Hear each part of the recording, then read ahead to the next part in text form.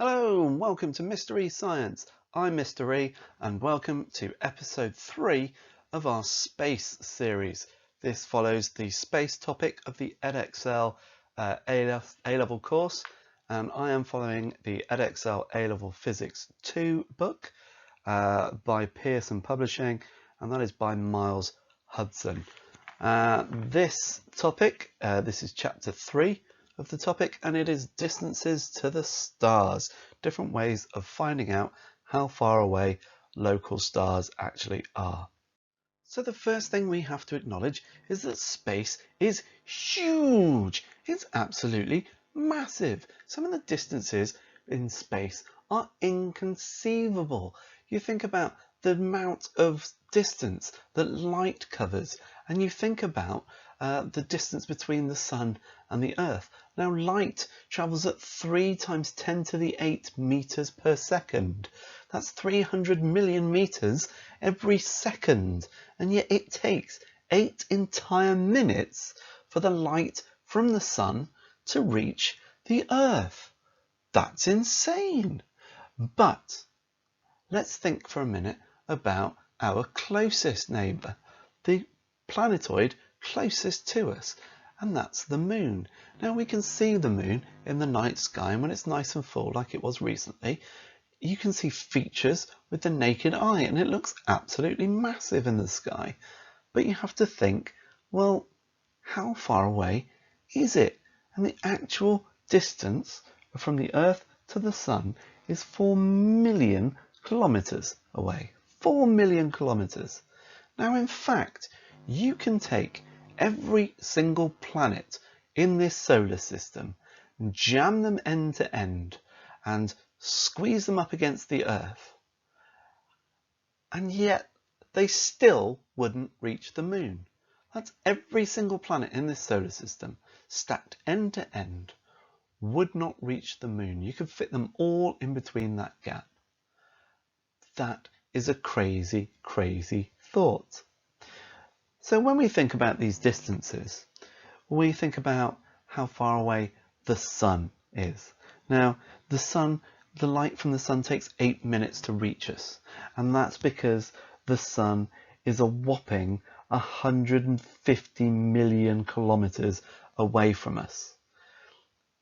If you start thinking about 150 million kilometers, 1.5 times 10 to the 11 meters, then you're going to start to have massive numbers and huge powers of 10 if you start to think about stars that are further away. Even our next nearest neighbour is going to be a massive number of meters away, and in fact we're going to calculate how far away it is later on. So we scrap the idea of measuring this in meters. The concept of a meter in terms of stellar distances is just mind-bogglingly silly. If you take a meter stick and stick it on the ground at sea level and you look up, are you any closer to the moon? No, not really. So measuring the distance between the moon and the Earth, or the sun and the Earth and the sun and any other star with these puny little units is completely pointless. So we use astronomical units, among others, and we're going to talk about those that we use today, but we're going to focus right now on the astronomical unit. One astronomical unit, which is the distance from the planet Earth to the sun. Now, this is an average distance. You have to remember that orbits, planetary orbits, are elliptical. They're not circular, which means that the sun sits in one of the foci of the ellipse. It doesn't sit at the center of the circle. So the Earth is actually closer to the sun at one point than it is 6 months later. And this is compensated for by the fact that as you go round and you get closer to the sun, the object speeds up, and then this is called the slingshot effect, and then as you get further away it slows down. It's gravity is pulling it back towards it, and so as it gets closer the gravity is stronger, speeds it up. And so you'll learn about this if you do degree level astronomy. So our astronomical unit, how big is it? Well, I've told you that the Earth is 1.5 times 10 to the 11 meters away, and that's one astronomical unit. Now, let's have a quick look at another unit of distance, and that's the light year. This is the distance it takes light to travel in 1 year. And how far is that in our puny meters? Well, light travels at 3 times 10 to the 8 meters per second. Right, so how far is it going to travel in a year? So if it's traveling at 3 times 10 to the 8 meters per second, then we can multiply that by 365 because it's a year, so that's how many days it's traveling. 24 hours in that day, 60 minutes per hour, 60 seconds for each minute. So therefore 1 light year is 9.46 times 10 to the 15 meters. That is a very big distance indeed. So now let's have a look at some of the techniques that we use to try and measure distances between stars. Now, we know that these distances are absolutely huge, so how can we do this? The reason I've just popped my camera on for this is because I want to show you a quick demonstration. What I want you to do is take your finger, hold it up in front of you, and go to one side of it, like this, and have a look at what you can see in the background behind your finger. And then rotate your head, without moving your finger too much, to the other side, and see what you can see now. Now this finger didn't move, my head did. My view of what was behind my finger moved dramatically. So what I'd like to do now is put your finger at arm's length, and now try and do the same thing. See what's on this side, and then go around and see over there. Now you'll notice that when you do this, you're seeing your finger stay in the same place, but it looks like the background is moving around it. And this is an interesting way for us to be able to measure distance between stars, because what I'd like you to do now is try and find an object far off in front of you. So I'm looking at my child's cup, which is in my office for some reason, and I'm going to try and do the same thing. If I look from this side and look at the cup, and then I move over this way, again, I can see a slight shift behind it, but it's not as dramatic a shift. When I did this, there was a massive shift. I was looking almost 180 degrees around it. I was looking at this wall, and then I was looking at that wall. And when I looked at my finger over there, I was almost looking at that wall, and almost that wall. But as I look at the object over there, I'm seeing a very small shift behind it. And this is what we do with stars. This is what we do with stars. So what we have to do is we see a star, we take a star and we have a look at that star from the Earth in January. And we have a look at where that star is in terms of its apparent position. What are the stars in the background behind it? Because remember, when you're looking at the stars at night, even though you know it is a vast three-dimensional cosmic network of burning balls of gas, it actually looks like a flat 2D blanket with holes poked into it. Now, if you then look at the same star in July, you're going to see a completely different set of stars behind it. The background stars are going to look like it shifts. You can take those two positions and the positions between those 2 points and triangulate the position of the star. And once you've done that, you can find an angle. Now this angle is called the parallax angle. When you have the parallax angle, you can now figure out how far away the star is from the sun. So you can use it to use the trigonometry now, hence trigonometric parallax, to find the distance. Let's have a look at how we do that. Okay, so if you can imagine then, you have a triangle going from the Earth to the sun and off to the distant star. So the angle between the star and the Earth, that is now our parallax angle.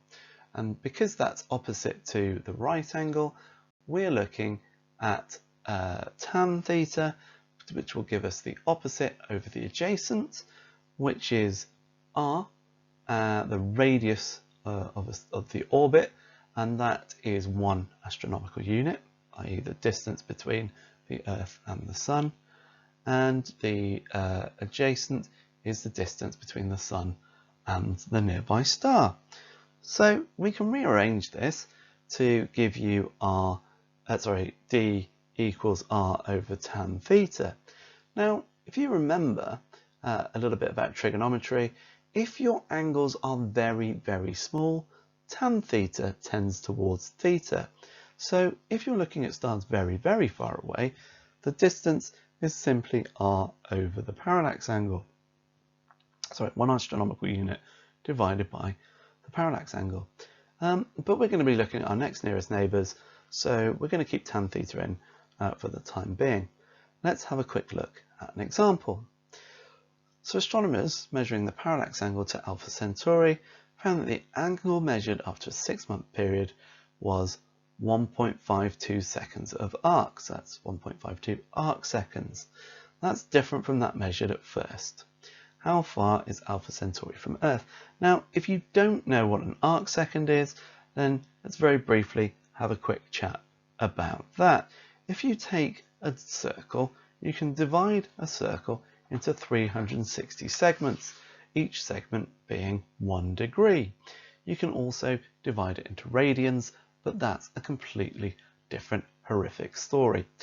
Now, let's have a look at those 360 segments. Just like a normal metric meter, you can divide that into centimeters, you can further divide. So our 360 degrees can then be broken down into minutes. So 1 degree is made up of 60 minutes. Each minute, as you'd imagine, can also be made up of 60 seconds. So an arc second is 1/3600th of a circle. Okay, so let's have a quick look at what we're going to do. If you could pause the video and try and work this out for yourself, that would be great. And then we'll compare with what we've got. All right, so because it's been measured over a 6-month period, we now have the full triangle. So to get the parallax angle, we have to divide that by 2. So 2 theta is 1.52 seconds. We denote seconds by 2 apostrophes there. The distance r is 1.5 times 10 to the 11. That's our astronomical unit. And our so our angle is 1.52 divided by 2. That gives us 0.76 arc seconds. So that would give us 0.76 times 1/3600, and that gives us our answer in degrees, which is 2.11 times 10 to the minus 4 degrees. We can then calculate the distance, r, which is 1.5 times 10 to the 11, divided by the tan of 2.11 times 10 to the minus 4, and this gives us 4.07 times 10 to the 16 meters. Not bad. Compare that with the answer that you got. Another unit for distance that you might have heard about in terms of astronomy is the parsec. Now, the parsec is actually short for parallax second, and it's all to do with this trigonometric parallax measurements that we've just looked at. And what it is the distance of a star must be from the sun in order for the angle between the Earth, the star, and the sun to be 1 arc second. So if you imagine what we have just done, and we've calculated the distance to Alpha Centauri, where the angle was 1.52 arc seconds, divided by 2, so it's 0.76. If you imagine that angle is actually 1, then the distance the star would be away would be 1 parsec. Let's have a look at how big that is. So 1 parsec is 1.5 times 10 to the 11, that's our astronomical unit, divided by the tangent of 1 over 3,600. That's 1 arcsecond. So the parsec is 3.09 times 10 to the 16 meters away. And so this gives us another good standard unit for the distance of stars. And that's about 3.27 light years. So it takes 3.27 years for light from the sun to travel 1 parsec.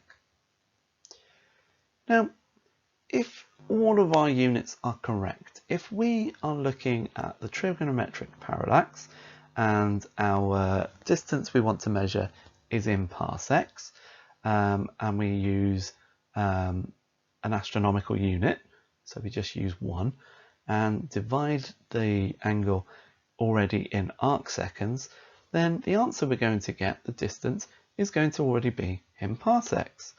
So if we did this with our Alpha Centauri example, the distance, which is 1 divided by 0.76, gives you 1.32 parsecs. Now, you can look these numbers up on Wikipedia or any other useful internet source, and you can see that this actually isn't that far off. Okay, question time. It's probably a good idea to pause the video when I tell you. What I'd like you to do is use the information from the previous section of the video to calculate how far away Alpha Centauri is in astronomical units. You've got how far it is in parsecs and in meters, but how many astronomical units is that? And then we'll do some practice with the parallax angle. Barnard's star is 0.545 arcseconds. How far away is Barnard's star in meters, light years, parsecs, and astronomical units? Pause the video now. Great. So, how far away is Alpha Centauri in astronomical units? Now, this is just a simple plug and play kind of exercise, so I'm not going to go through these. I'm just going to give the answers. If you want me to go through and explain them, please do drop a comment down below.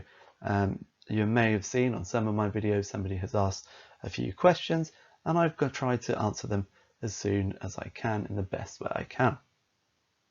Okay, so how far away is Alpha Centauri in astronomical units? Well, we just take the distance in meters and divide it by the astronomical unit, 1.5 times 10 to the 11, and you end up with 2.7 times 10 to the 5 astronomic units away. So just under, 0.27 million astronomic units away. So Barnard's star has a parallax angle of 0.545 arcseconds. How far away is it in meters? It is 1.14 times 10 to the 17 meters away. That's a long way. And so we convert that to light years. It is exactly 12 light years away. In parsecs, it is 3.68 parsecs. And in astronomical units, it's 7.56 times 10 to the 5 astronomical units. Okay, there are other ways of determining how far away a star is. Now, let's imagine for a moment you're in a dark, stuffy tunnel, and you've been traveling down this tunnel for a very long time. You're starting to get a little bit claustrophobic, and you're starting to get a little bit scared. That panic and that worry is setting in. But now you can see a little light. There is hope. You can see the proverbial light at the end of the tunnel. Now, as you approach that light, it's going to start as a very dim prick of light in front of you. And as you get closer to it, it's going to get larger and brighter. Now, I want you to imagine being in this tunnel and this light coming, you going towards that light. As it gets bigger and larger, it gets brighter. but I want you to try and think of a situation which you've been in like this, not necessarily stuck in a tunnel, but as you've approached light, what happens? You can do this experiment with a photoelectric diode or a light-dependent resistor to measure the intensity of light as a function of distance. And you actually find that as you get closer to the light, it gets much brighter because light travels as an inverse square law. And I'll show you this in a moment. But just back to this light at the end of the tunnel nonsense. Normally, this is how it feels when you're at work and you're getting towards the end of the day and all of a sudden you start to see, there's a light at the end of the tunnel. Guaranteed, normally it's your head of department coming towards you with some more work for you to do. Right, well, let's have a look at this. Now, if I want you to imagine, actually, as just after you manage to get out of the tunnel, you're now in the middle of nowhere, but you can see some street lights. So you're going to fix on the street lights and you now know that you've got hope. Street lights are actually quite dim. They're not very bright at all. So, especially these orange ones that you can see here. So you know you're actually not that far away from the city. You've still got quite a walk ahead of you, but it's not like you are hopelessly lost. And the reason for this, and it's the same as the light in the tunnel theory.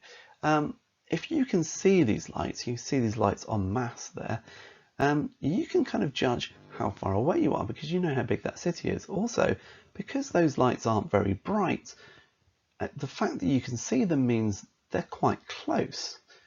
They're not miles away. So you've got hope of getting to those. Now, let's have a look at what light does. If you take a light bulb, now we're showing you squares here because it's easy to show, but imagine you've got this light bulb and you've got some sort of photo sensitive detector at D equals 1, so that's 1 meter away. The brightness of that bulb is 1 unit. We're just going to use an arbitrary unit brightness and call it 1 brightness unit. We actually have a unit and we call them lumens, but let's go with we just have 1. As you move 1 more meter away, you don't half the brightness, you quarter the brightness, because as you can imagine, just when looking at this diagram, you're increasing the surface area as you're walking away. This is a 3-dimensional object, and actually I've got these as squares, but it's actually a sphere. You can imagine a small sphere of a radius 1 meter around this light bulb where the brightness would be 1. And then if you imagine that sphere 2 meters away, it's much bigger. It's got a much bigger radius. The circumference is bigger. And so you've got a quarter of the brightness at that point. And as you go 3 meters away, you're now 1/9, a ninth of the brightness. And this is an inverse square law. As you move away a meter, you're actually going 1 over distance squared away in terms of brightness. So 4 would be 1/16. And this happens as a sphere, and this is because the energy from the light is being spread out. At distance 2 meters away, you've got the same amount of energy as you have 1 meter away, but it's spread over a larger surface area, a larger sphere. Remember, so you've now got less energy per square meter. And this is exactly what happens with stars. Eventually, you're going to be able to not see the star anymore. So we can use the brightness of a star to find out how far away it is. But you have to remember that different stars are different brightnesses. And so we have to use what are called standard candles and compare them to the stars around them. Now, a standard candle is a star with any property, which means that their luminosity can be determined from measurements other than their brightness, because brightness is not a great way of telling how far away a star is without knowing its luminosity. And so we can use what's called variable stars. Now, variable stars are ones that as you watch them over time, they're very, very bright, and then they dim, and then they become bright again, and then they dim, and it's a sinusoidal pattern. It becomes bright, dim, bright, dim. Now, crucially, these variable stars have a fixed time period. They have a fixed frequency of brightness and dimness. Now, this variable rate, this time period, is proportional to the luminosity of the star, which is fantastic. It means we can determine the actual luminosity of the star. And if we can determine the luminosity of the star and its apparent brightness from the Earth, then we can calculate its distance. So let's have a look at how to do that. Let's compare the luminosity with the intensity. Remember that intensity is power per unit area and is measured in watts per meter squared. So the area of a sphere, which is, let's say, d meters from a star, is given as 4 pi d squared. The intensity, therefore, is the luminosity, that's the power, divided by 4 pi d squared. Now, I know that we're using d for distance here instead of d for diameter, and we're still talking about the area of a sphere, and I know that that is confusing, but you have to remember in stellar physics that d is now distance again, unless it is talking about the actual surface area of a star. So yes, I know it's confusing. Always refer to your data sheet to look for the correct equation. Okay, so let's use this now. The luminosity of Betelgeuse is 5.4 times 10 to the 30 watts. Its radiant energy intensity at the Earth is 1.1 times 10 to the minus 8 watts per meter squared. How far away is Betelgeuse? And if you are from the 80s or the 90s, you know that I'm not going to say that name again. So we take the equation. The intensity is luminosity divided by 4 pi distance squared. Rearrange that. Distance squared is luminosity divided by 4 pi times the intensity. So my distance is the square root of the luminosity divided by 4 pi times the intensity. We can now just substitute in our numbers. 5.4 times 10 to the 30 for the luminosity. 4 pi times 1.1 times 10 to the minus 8 for the intensity. And this gives us a distance of 6.2 times 10 to the 18 meters. That's 660 light years or 200 parsecs. That's pretty far away. Right, I'd like you to pause now and calculate the distance from Rigel, please, using the same method. Brilliant, excellent. So the luminosity of Rigel is 3.9 times 10 to the 31 watts. Its radiant energy intensity at the Earth is 5.42 times 10 to the minus 8. How far away is it? We use the same equations and we just plug in and substitute 3.9 times 10 to the 31 and 5.42 times 10 to the minus 8, and we end up with a distance of 7.57 times 10 to the 18. That's 800 light years away or 244 parsecs. Okay, so if we're not dealing with a standard candle, a star that we can determine the luminosity, what can we do? If we see a star and the parallax angle is so small, we can't accurately identify how far away it is. This is the problem with the parallax angle from the Earth. With the degree of error that the atmosphere gives us, we can only measure quite small parallax angles. So what do? Well, we can work out its temperature. We've talked about Wien's law, so we can see that after we've found a star, that we want to determine the distance for, we can measure its apparent luminosity. How much intensity does it have? Then we use its peak wavelength and determine its colour. And we use Wien's law then. So we find it on the Hertzsprung-Russell diagram to find out how big this star is using the colour. So here we go. Here's the Hertzsprung-Russell diagram. You should have already have seen this.